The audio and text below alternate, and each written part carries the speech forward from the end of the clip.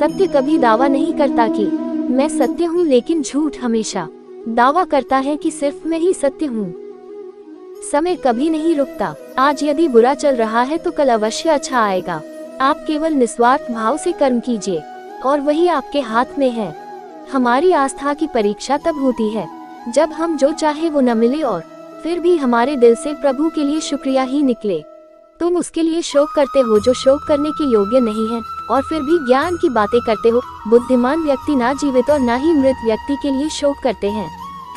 अगर तुम अपना कल्याण करना चाहते हो तो सभी तरह के उपदेशों, सभी धर्मों को छोड़कर मेरी शरण में आ जाओ। मैं तुम्हें मुक्ति प्रदान करूंगा।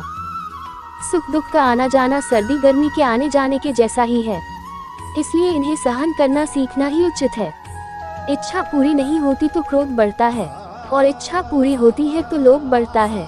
इसीलिए जीवन की हर स्थिति में धैर्य बनाए रखना ही श्रेष्ठता है। वह भूल जाता है कि उसका जीवन का मूल लक्ष्य मेरे ईश्वर के करीब आना है। ऐसे लोभी व्यक्तियों को अपने मृत्यु के समय भी यही देख रहता है कि वह क्या कुछ नहीं पाया, क्या कुछ शेष रह गया है। ऐसे समय में भी वे एक बार भी ईश्वर का स्मरण नहीं करते। अपने जीवन का निराशता तथा व्यर्थता का उन्हें बोध नहीं होता है। दुनिया में रहने की दो सबसे अच्छी जगह है, या तो किसी के दिल में या किसी की दुआओं में। दूसरा, जब भी हमें गुस्सा आए तब हमारे लिए यही अच्छा रहता है कि हम अपने गुस्से का त्याग कर दें। अगर गुस्से को हम त्याग नहीं सकते तो हमारे लिए मौन रहना ही उचित है, क्योंकि क्रोध के समय में बोला गया वाक्य हमारे ही भविष्य का कटा बन जाता है। क्योंकि हम गुस्से में कुछ भी अनाप शनाप बोल जाते हैं और हमें पता भी नहीं चलता है। जिस प्रकार अग्नि सोने को परखता है, उसी प्रकार संकट वीर पुरुष को। जो व्यवहार आपको दूसरों से पसंद ना हो, ऐसा व्यवहार आप दूसरों के साथ भी ना करें। एक अनुशासित व्यक्ति ही अपना तथा समाज व देश का विकास कर सकता है। श्री कृष्ण कहते थे, प्रेम का अर्थ किसी को पाना नहीं किंतु उसमें खो जाना है। प्रभु श्री कृष्ण हमें संदेश देते हैं कि हमें प्रेम में त्याग करना पड़ता है, नहीं कि प्रेम पाने के लिए छीन झपट करना चाहिए। प्रेम वही है जहाँ त्याग है। राधा कृष्ण का मिलन तो बस एक बहाना था। दुनिया को प्रेम का सही अर्थ जो समझाना था। कर्म फल की चिंता मत करो। गीता में कहा गया है, कोई भी अपने कर्म से भाग नहीं सकता। कर्म का फल तो भुगतना ही पड़ता है। अच्छे कर्म करने के बावजूद भी लोग केवल आपकी बुराइयां ही याद रखेंगे। इसलिए लोग क्या कहते हैं इस पर ध्यान मत दो, तुम अपना कर्म करते रहो। फल की अभिलाषा छोड़कर कर्म करने वाला पुरुष ही अपने जीवन को सफल बनाता है। मैं किसी का भाग्य नहीं बनाता, हर कोई अपना भाग्य खुद बनाता है। आप आज जो भी कर्म कर रहे हो उसका फल आपको कल प्राप्त होगा, और आज जो आपके पास है वह आपके द्वारा पहले किए गए कर्मों का फल है। मनुष्य अपने विश्वास से निर्मित होता है। जैसा वो विश्वास करता है वैसा वो बन जाता है।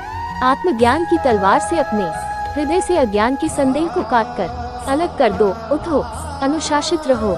जिस मनुष्य के पास सब्र की ताकत है, उस मनुष्य की ताकत का कोई मुकाबला नहीं कर सकता। अगर आपको कोई अच्छा लगता है तो अच्छा वो नहीं बल्कि अच्छे आप हो, क्योंकि उसमें अच्छाई देखने वाली नजर आपके पास है। जो मुझे सर्वत्र देखता है और सब कुछ मुझ में देखता है, उसके लिए न तो मैं कभी अदृश्य होता हूँ और न वह मेरे लिए अदृश्य होता है। पर कोई नाम नहीं होता। जब मृत्यु होती है तो उसके पास नाम तो होता है पर सांसें नहीं होती। किसी सांस और नाम के बीच की यात्रा को जीवन कहते हैं। न किसी के अभाव में जियो, न किसी के प्रभाव में जियो। ये जिंदगी है आपके अपने स्वभाव में जियो। मनुष्य अपने विश्वास से निर्मित होता है। जैसा वो विश्वास करता है वैसा वो बन जाता है। आत्मज्ञान की तलवार से अपने हृदय से अज्ञान के संदेह को काटकर अलग कर दो। उठो, अनुशासित रहो। जिस मनुष्य के पास सब्र की ताकत है, उस मनुष्य की ताकत का कोई मुकाबला नहीं कर सकता। तुम अपनी पीड़ा के लिए संसार को दोष मत दो।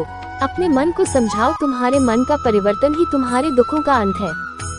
चुप रहने से बड़ा कोई जवाब नहीं और माफ कर देने से बड़ी कोई सजा नहीं। जो व्यवहार आपको दूसरों से पसंद ना हो, ऐसा व्यवहार आप दूसरों के साथ भी ना करें। मनुष्य को जीवन की चुनौतियों से भागना नहीं चाहिए और न ही भाग्य और ईश्वर की इच्छा जैसे बहानों का प्रयोग करना चाहिए। किसी का अच्छा ना कर सको तो बुरा भी मत करना। वह व्यक्ति जो अपनी मृत्यु के समय मुझे याद करते हुए अपना शरीर त्यागता है, वह मेरे धाम को प्राप्त होता है और इसमें कोई संशय नहीं है। न तो ये शरीर तुम्हारा है और न ही तुम इस शरीर के मालिक हो। ये शरीर 5 तत्वों से बना है, आग, जल, वायु, पृथ्वी और आकाश। एक दिन ये शरीर इन्हीं 5 तत्वों में विलीन हो जाएगा। जय श्री कृष्णा। राधे राधे। इस चैनल को लाइक और सब्सक्राइब जरूर कीजिए। ईश्वर आपका घर में सुख शांति बनाए रखे।